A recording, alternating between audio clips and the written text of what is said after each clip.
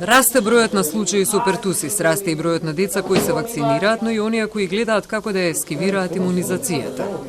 Во меѓувреме и покрај тоа што пред точно една недела Комисијата за заразни болести даде препорака да се прогласи епидемија на голема кашлица во Скопје и децата кои не се вакцинирани или се делумно вакцинирани да не се примаат во градинка. До овој момент без одлука на влада за надлежните да реагираат на лице место и да знаат кои одлуки стапуваат на сила.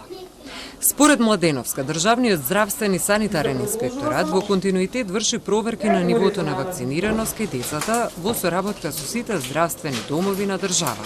Комисијата за заразни болести ги носи препораките и ги испраќа до владата на Република Северна Македонија, каде што владата треба да донесе конечна одлука кои од тие препораки ќе стапат на сила, кои не, и согласно препораките ќе се знае кои надлежни институции ќе постапуваат по истите. Сега во оваа ситуација очигледно и разбирливо е дека градинките и до некаде немаат право да ги враќаат децата дома, односно да не ги примаат во градинките, затоа што се уште не е конечна одлуката од страна на владата на Република Северна Македонија. За родителите кои одбиваат да ги вакцинираат своите деца, вели Младеновска, казните се околу 300 евра. Има родители кои не сакаат да ги вакцинираат децата, си ја плаќаат казната, но со тоа не се решава проблемот. Градинките испратија допис до родителите да ги ажурираат и достават податоците за вакциналните картони на нивните деца. Во моментов ги примаме сите дечиња во наша градинка, се додека не добиеме поинакви настоки од нашето ресорно министерство или Центарот за јавно здравје.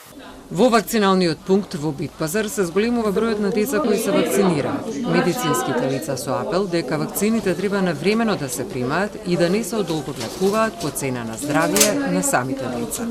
Многу од родителите сега доаѓаат да си ги проверат сами вакциналните статуси, затоа што поминало многу време, има деца кои што се и во повозрасни, а не дошле кога биле помали. Ние ги повикуваме, но тие не доаѓаат на повиканите датуми кога се повикани. Може негде да реагирате за оние што не... Значи може да реагира државниот санитарен инспекторат, мислам сепак ова вакцинацијата е сериозна работа, динамичен, активен процес и подложи кон законска рамка. Според податоците на Институтот за јавно здравје, до денес вкупниот број на заболени лица со пертусис е 33. Најголемиот број случаи се во Скопје, 27. Според општени, најмногу има во Аеродром и Ѓорче Петров.